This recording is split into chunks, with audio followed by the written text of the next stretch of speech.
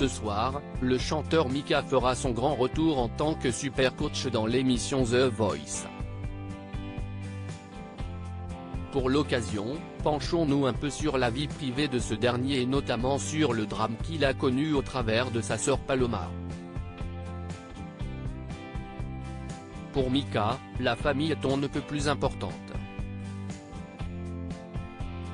Aussi quand il a failli perdre sa sœur aînée Paloma, son monde s'est écroulé.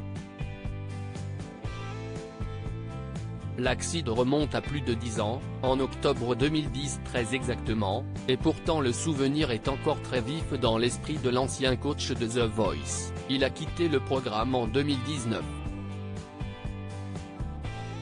Alors qu'elle était tranquillement en train de fumer à la fenêtre de son appartement londonien, la sœur du chanteur a soudainement perdu l'équilibre et a basculé dans le vide. Scène est suivie une chute de 15 mètres au terme de laquelle elle s'est dramatiquement empalée sur la grille en fer forgé de sa résidence.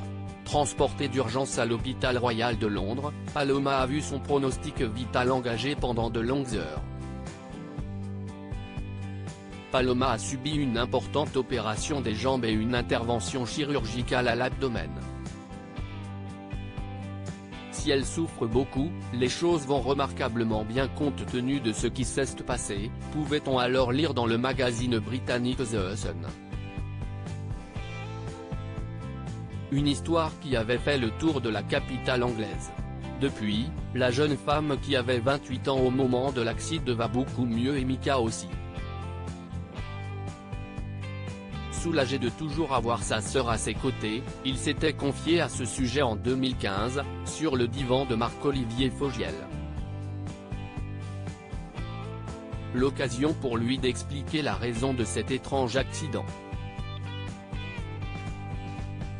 À la naissance de Paloma, les médecins ont utilisé une mauvaise technique et elle est née handicapée d'un côté. Son côté gauche est faible. Mais elle voulait son indépendance et son appartement. On lui a dit qu'il y avait des escaliers mais elle s'en fichait. Ça s'est passé le soir où elle a déménagé. Après l'avoir aidée, je suis rentré chez moi.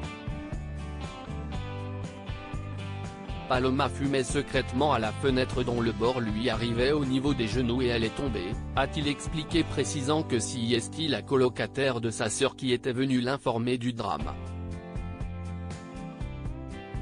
Rendu sur place en 4e vitesse, Mika assiste à toute la scène. Ils ont dû prendre les barreaux avec eux à l'hôpital, en voiture, car il n'y avait pas de place pour des hélicoptères.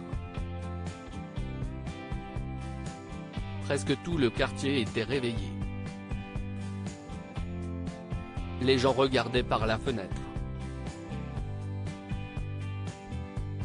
Je l'ai vue dans cet état, et j'ai fait une petite prière. Je me suis dit, s'il vous plaît, soit elle est morte ce soir, soit elle avance avec une belle vie.